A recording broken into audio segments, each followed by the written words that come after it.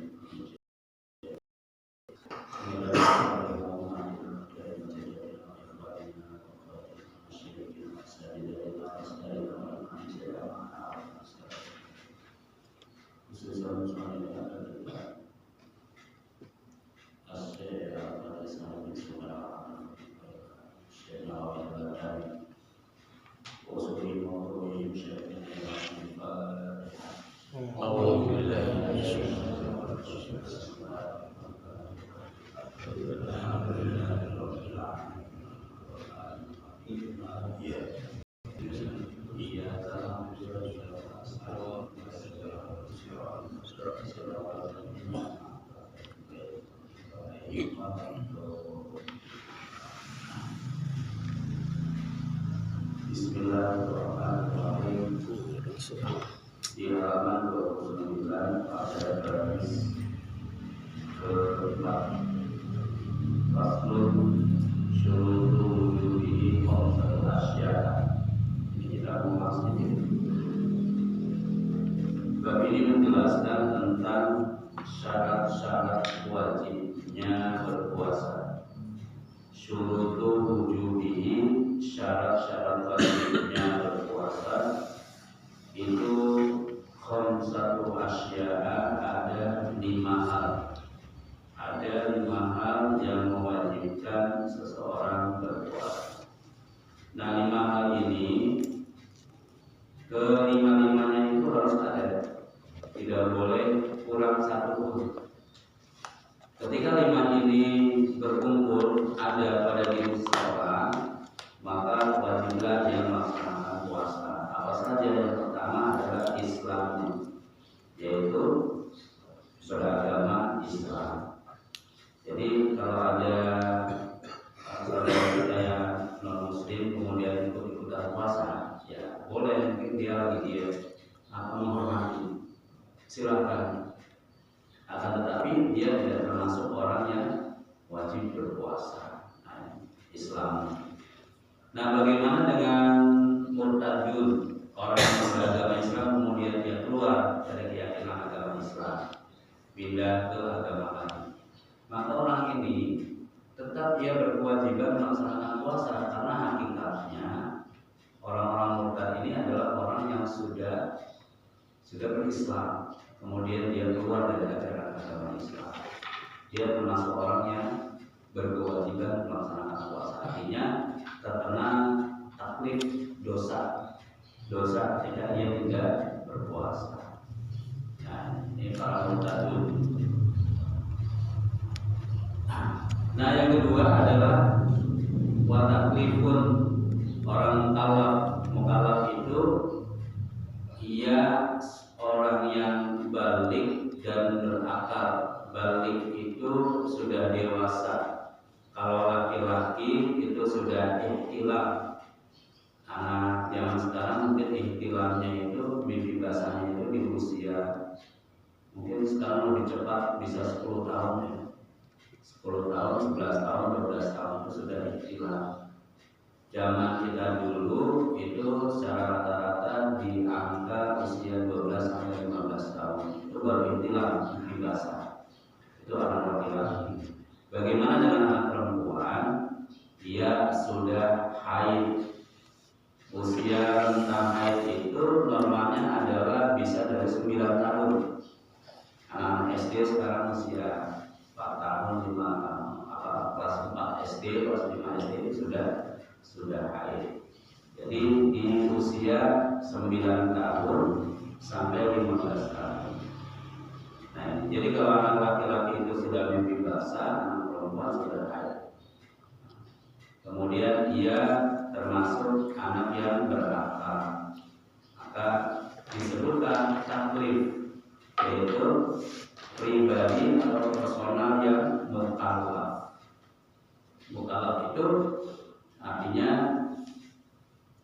terbebani atau diwajibkan melaksanakan hal-hal yang diwajibkan dalam agama ini, dan wajib pula punya meninggalkan larangan. Wajib melaksanakan perintah, wajib meninggalkan larangan. Ini taklif. Jadi mukallaf. Yang ketiga itu inqofatul mampu. Mampu di sini artinya mampu melaksanakan puasa. Nah, karena dalam realitanya ya ada orang-orang yang mungkin dalam kondisi memang belum mampu untuk melaksanakan puasa. Disebabkan karena apa? Mungkin karena sudah terlalu sepuh ya, terlalu tua. Dia tidak mampu melaksanakan puasa atau memiliki membawa penyakit bawaan. Ini itu mampu. Jadi kapan seseorang mampu melaksanakan puasa, ini masuk dalam syarat wajibnya berpuasa. Yang keempatnya wasihatun, sehat badannya, sehat jiwa dan raganya. Ini sihatun. Kapan seseorang sakit, maka jika sakitnya itu membahayakan, jika puasanya itu membahayakan sakitnya atau membuat sakitnya itu semakin parah disebabkan karena puasa, maka ia tidak wajib melaksanakan puasa. Ia mengganti di hari yang lain. Nah ini. Namun jika sakitnya itu adalah sakit yang biasa aja kayak batuk, flu, pilek, itu mah wajib tetap puasa. Jadi bagaimana cara mengetahui kadar sakit yang seperti apa yang membolehkan seseorang tidak puasa? Dalam syaratnya di sini saya Nawawi menjelaskan sakit yang membolehkan seseorang bertayamum. Tapi juga parah ya. Kalau nggak bisa operasi, nggak bisa kena air, dia tayamum. Boleh tuh dia nggak puasa. Orang yang dalam kondisi demam, kedinginan yang sangat parah, kan dia tayamum, maka boleh dia tidak puasa. Jadi kalau misalkan di sini ukurannya adalah membolehkan seseorang tayamum, artinya itu orang mungkin sudah diranjang aja, nggak bisa duduk, nggak bisa turun dari tempat tidurnya atau dari bangsa rumah sakit gitu. Artinya ini untuk menggambarkan kondisi seseorang yang sakitnya itu benar-benar parah yang membolehkan tidak puasa. Nah, memangnya ada puasa orang yang sakit kemudian dia puasa makin parah sakitnya? Ada. Seperti misalkan orang yang sakit lambung dibawa puasa mungkin akan semakin parah. Tapi secara rata-rata, ini menurut medis, orang yang sering sakit itu justru kalau dia rajin puasa maka badannya itu akan sehat. Karena banyak sekali penyakit itu yang datang dari kondisi badannya itu kenyang terus perutnya nggak boleh istirahat, kenyang terus. Maka badan terus sakit kolesterol yang disebabkan karena banyak makan gorengan biasanya kolesterol, sakit asam urat, sakit gula, banyak ngopi manis, ngopi boleh tapi jangan memaniskan. Nah kemudian wa iqamatun adalah orang yang mukim. Kemarin ada pertanyaan, bagaimana kalau misalkan seseorang itu memang pekerjaannya sopir, pelaut, masinis, yang hari-harinya memang nyetir, mengendarai kendaraan, apakah dia boleh tidak puasa? Maka jawabannya adalah enggak boleh. Dia wajib melaksanakan puasa. Kenapa sebabnya? Karena pekerjaannya itu menghabiskan seluruh waktunya itu di perjalanan. Tidak ada tipis harapan dia akan mendarat, tipis harapan dia akan bermukim di satu tempat. Nah ini, maka orang-orang yang seperti ini wajib dia tetap berpuasa ya, karena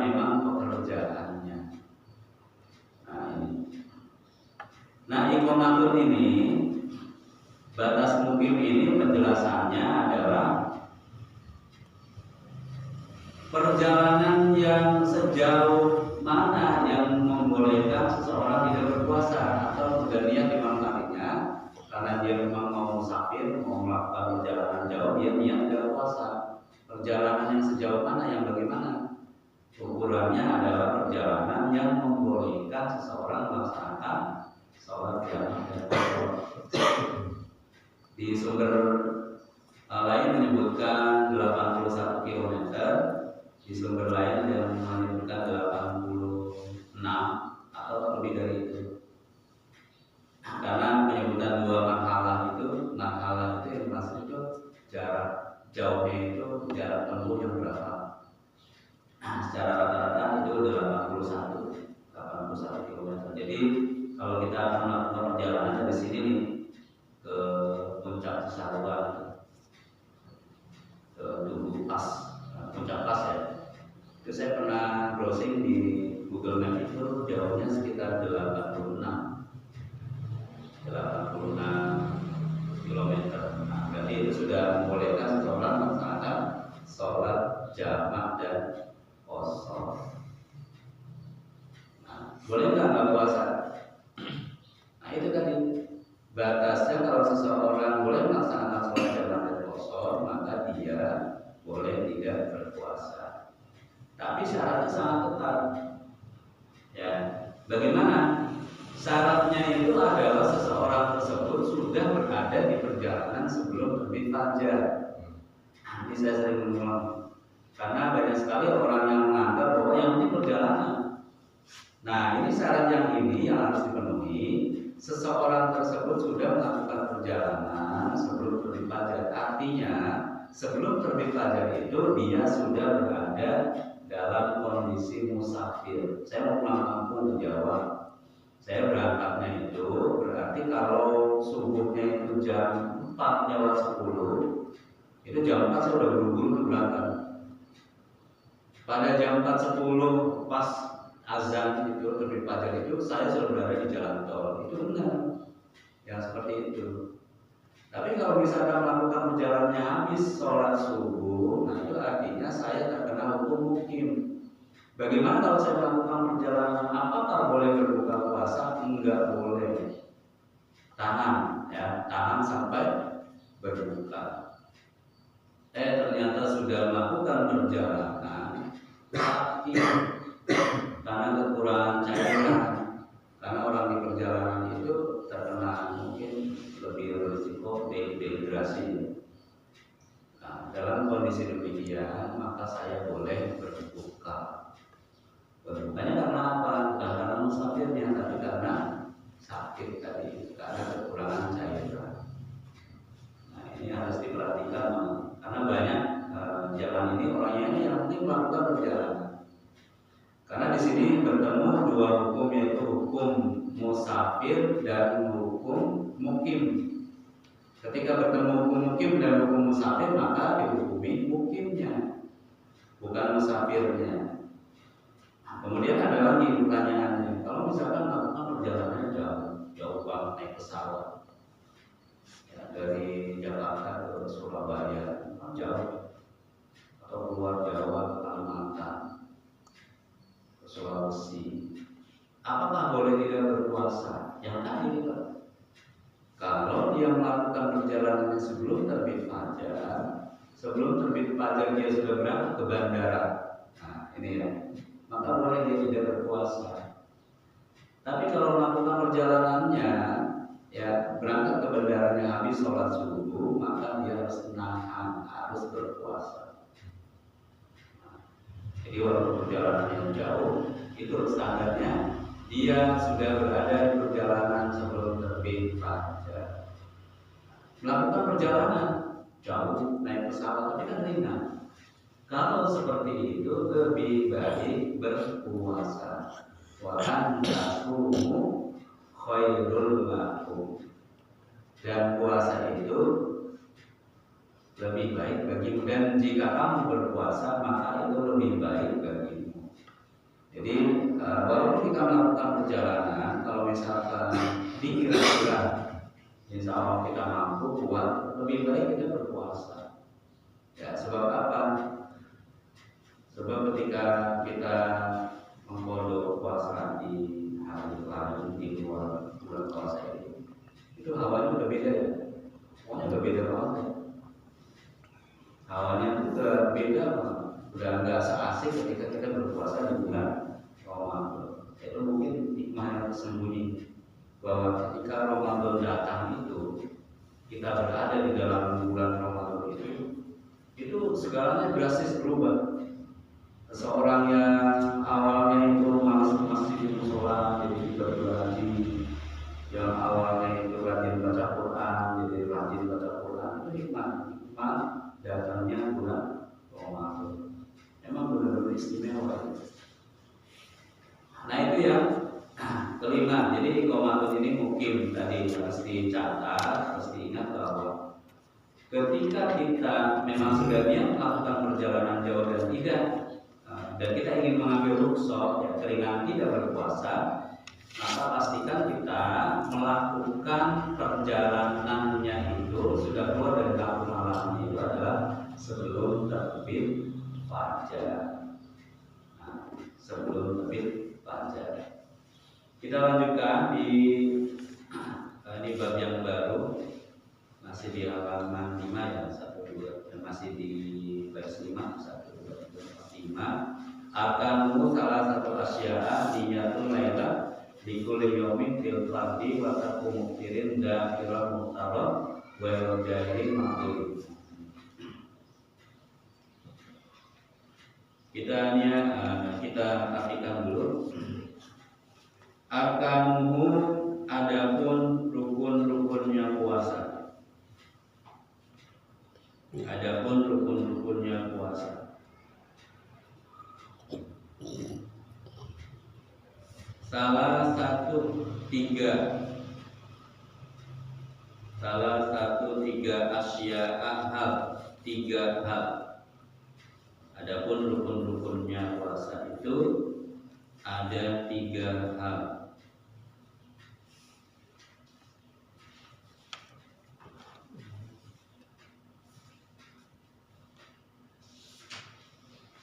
Satu, niyatun, niat.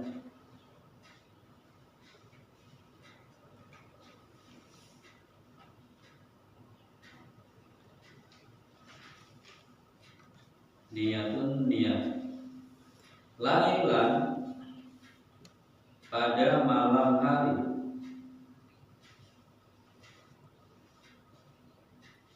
Pada malam hari.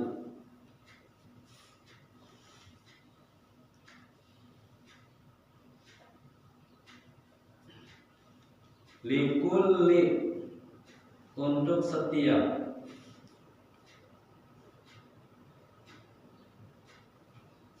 Likulli, untuk setiap. Yaumin, hari. Likulli yaumin, untuk setiap hari. Untuk setiap hari. Fil fardi, dalam melakukan puasa wajib. Puasa wajib. Fil fardi, dalam melakukan puasa wajib.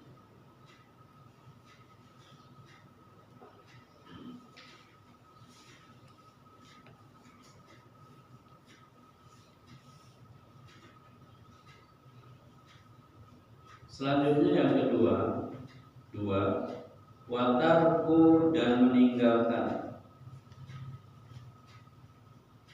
Watarku, dan meninggalkan.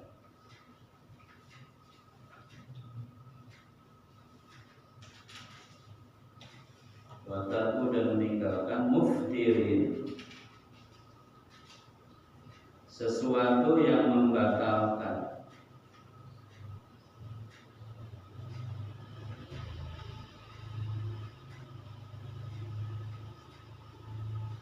Sesuatu yang membatalkan. Dzakiron, dalam keadaan ingat. Dzakiron, dalam keadaan ingat.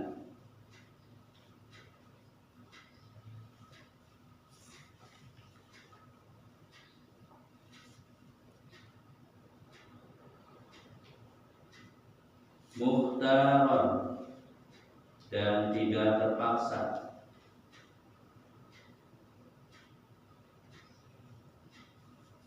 Muhtaron dan tidak terpaksa.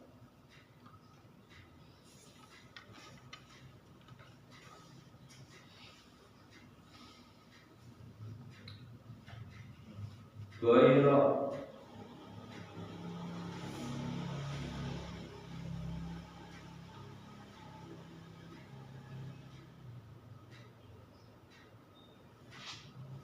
Goiro tidak.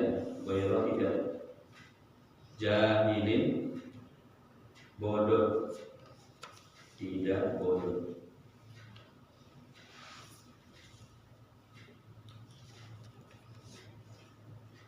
Makzurin yang dimaafkan.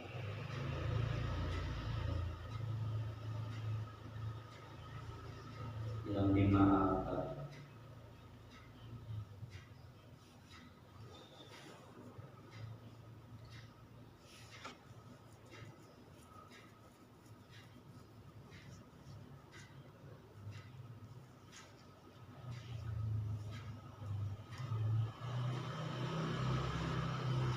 Yang ketiga wasaimun, dan orang yang berpuasa.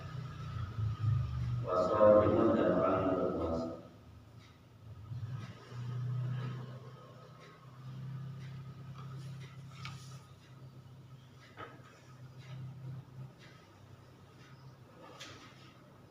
Ya, jadi ini adalah 3 rukun-rukunnya puasa. Kalau di kitab yang lain itu disebutkan 4, yang satunya itu waktu melaksanakannya. Tapi di kitab ini penyebutannya itu hanya 3 saja rukun berpuasa itu. Kalau di sumber yang lain bahkan ada yang menyebut cuma 2 rukun berpuasa itu, niat dan menahan diri. Nah, saya melihatnya kalau di buku ini sudah lebih lengkap ya. Jadi rukun berpuasa itu ada 3, yang pertama niat, yang kedua menahan diri dari hal yang membatalkan puasa, dan yang ketiganya adalah orang yang berpuasa itu sendiri. Orang yang berpuasa itu sendiri. Sebab jika yang pertama ada, yang kedua ada, yang ketiga ada, maka tidak terjadilah. Karena personalnya itu harus ada di dalam kita beribadah. Ya. Fisik wujud personal itu yang melakukan ibadah itu semua harus ada. Kalau tidak ada, maka hanya berupa konsep-konsep saja, hanya berupa ilmu pengetahuan saja yang tidak bisa direalkan dalam kehidupan nyata. Nah, ini ya. Yang pertama, rukun berpuasa itu adalah niat yang pertama. Yang harus dilaksanakannya itu adalah lailan dihuni yaumil fardhi.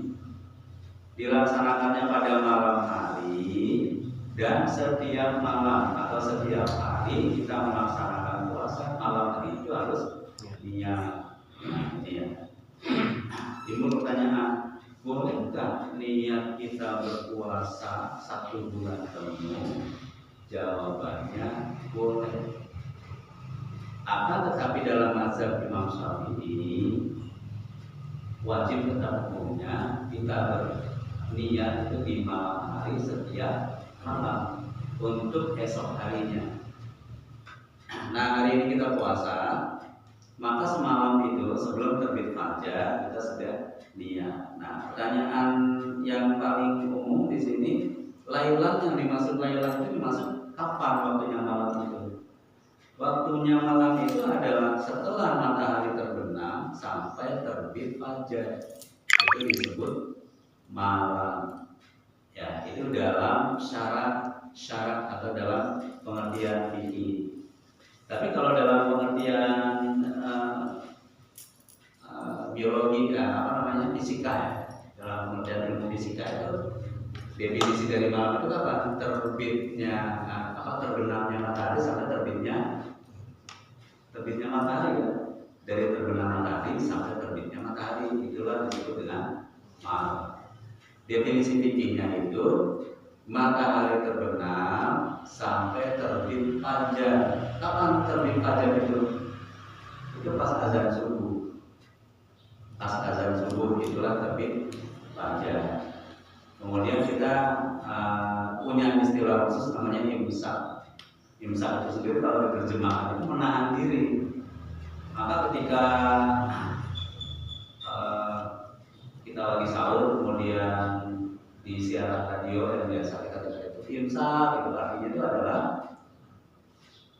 artinya kita harus segera menahan diri dari makan dan minum. Tuh cepet-cepet gosok gigi, bersih-bersih mulut dan lain-lain. Ya, itu kita harus segera imsak, artinya menahan diri. Itu sudah masuk waktu imsak beberapa saat lagi akan terbit fajar. Biasanya 10 menit. 10 menit sebelum fajar, sebelum azan subuh itu ada waktu imsak. Nah, yang tadi ketika kita besoknya mau puasa, malam harinya kita niat. Kita niat untuk puasa esok hari. Makanya dalam pernyataan niat yang dilafalkan, itu adalah saya niat melaksanakan puasa esok hari di bulan Ramadan tahun ini, kewajiban karena nawaitu shaumawin an adai fardhi syahri Ramadana hadis sanati bila fardhu ta'ala. Itu kita ucapkan niatnya di malam hari, ya artinya sebelum terbit fajar. Oh, saya mau niatnya nanti aja pas lagi mau imsak, silakan. Atau oh, saya niatnya pas lagi makan. Oh, saya tidak melafalkan niat, tapi dengan saya bangun sahur, maka itulah niat saya berpuasa. Boleh enggak? Boleh. Tapi nggak dapat pahala mengucapkan niat, karena dalam mazhab kita melafalkan niat itu hukumnya adalah sunnah. Asal kudu bin niyati sunnatul. Dalam artinya wajib ya? Iya, dalam artinya wajib. Melafalkan niatnya adalah sunnah. Itu berlaku untuk kita sholat nggak hari-hari berlaku. Maka kita diajarkan dari kecil kan menghafal dunia ketika kita akan sholat. Usolli atau sudi rokaat ini mustaqbil kiblat ini adalah ini adalah untuk binti nanti sunnatun. Nah, jadi ketika kita masuk bulan Ramadan dan kita sudah niat 1 bulan kita berpuasa, maka kita masih terkena kewajiban berniat setiap malam untuk puasa esok hari. Ini dalam mazhab Imam Syafi'i. Dalam mazhab lain, Imam Malik menyebutkan yang penting sudah niat berpuasa 1 bulan. Sehingga kalau malam hari niatnya lupa, maka puasanya menjadi sah. Itu dalam mazhab yang lain. Ya. Kita pilih mazhab yang mana nih? Yang enak aja. Yang enak aja. Yang enak aja. Jadi awal Ramadan kita puasa itu niat 1 bulan, niatnya. Kemudian kita ulang niat berpuasa setelah tarawih. Itu kan yang enak. Karena habis tarawih itu kita niat. Itu yang enak. Tapi ada gitu. Berbareng. Ya. Itu paling enak, itu paling gampang. Nah ini ya, ini perkaranya.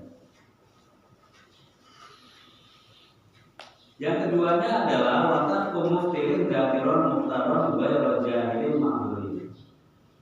Meninggalkan segala hal yang membatalkan puasa dalam keadaan ingat, kemudian tidak dipaksa, kemudian dalam kondisi tidak bodoh, artinya paham, dalam kondisi paham. Dalam kondisi paham. Maka ketika seseorang berpuasa itu dia harus meninggalkan segala hal yang dapat membatalkan puasa. Apa saja yang paling umum itu makan, minum, kemudian berhubungan seks. atau mengeluarkan sperma dan seterusnya. Nah, ini dapat membatalkan puasa.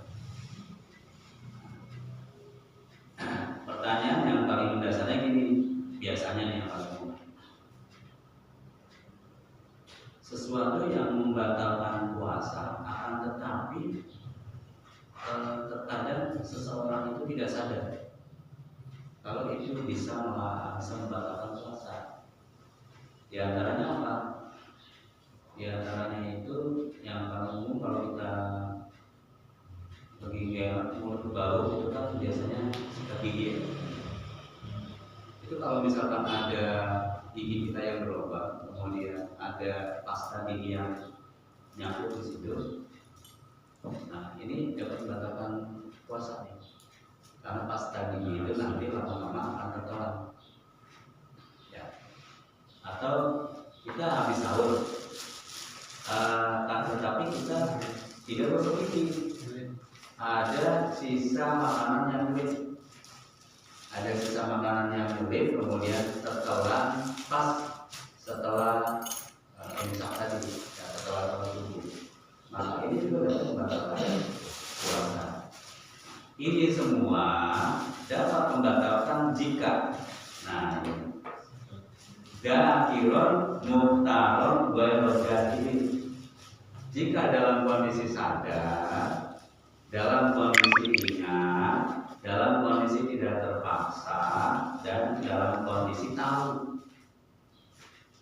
Kalau ini semua tidak terpenuhi, maka sesuatu yang masuk ke dalam tubuh tidak membatalkan puasa. Contohnya apa? Yang nggak kita sadari. Kita memang benar-benar nggak tahu. Ada nggak? Contohnya itu misalkan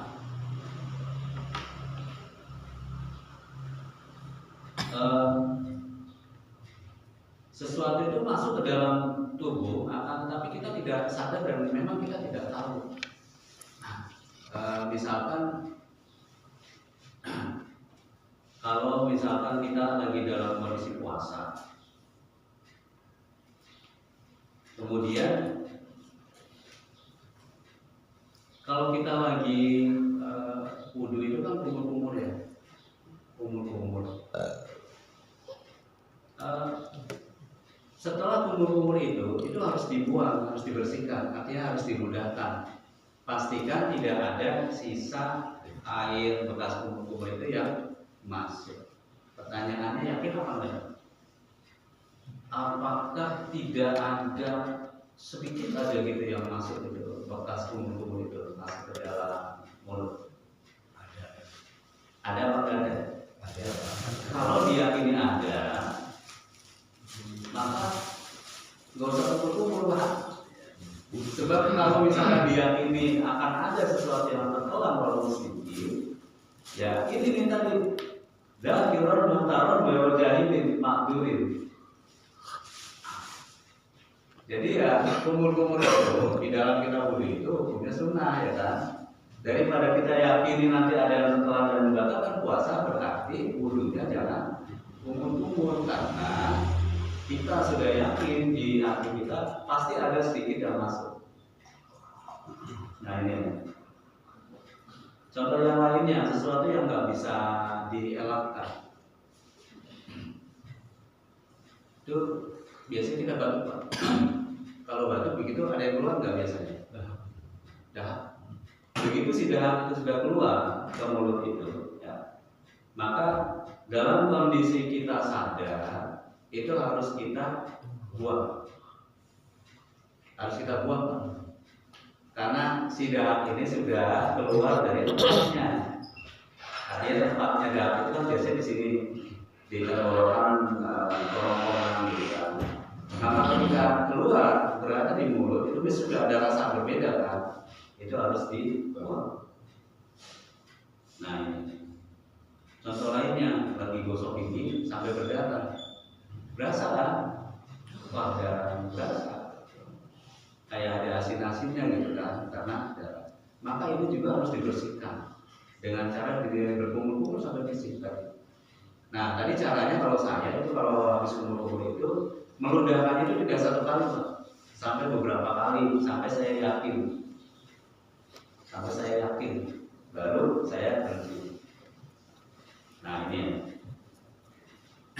ini tarku muktirin dakiron muktaron wal jahirin makdurin. Nah ini memang sulit nih di bagian-bagian ini.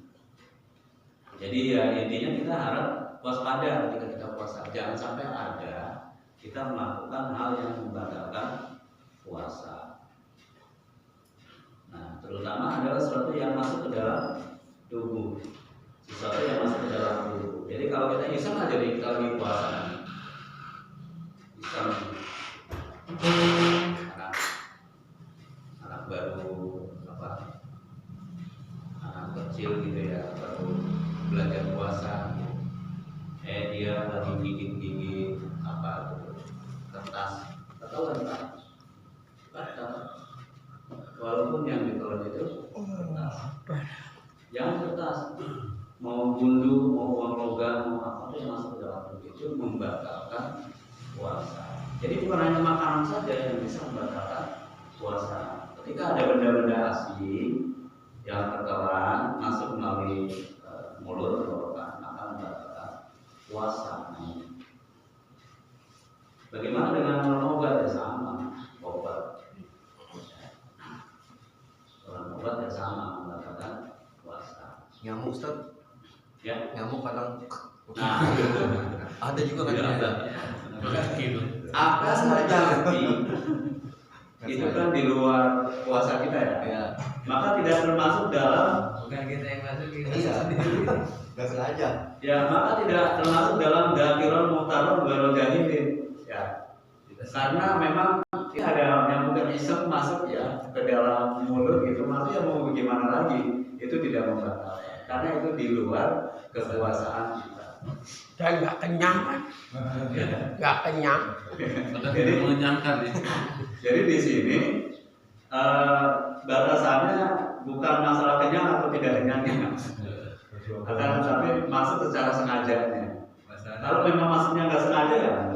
Ada yang kenyang tapi nggak sadar juga, lupa. Nah ya sampai kenyang di sini tidak sadar, benar-benar lupa lagi puasa, kemudian makan sampai kenyang, udah kenyang baru sadar kalau dia lagi puasa. Ya itu rezeki. Alhamdulillah. Lupa minum kan gimana? Nah itu berarti Tahan. dia lagi minum. Tahan.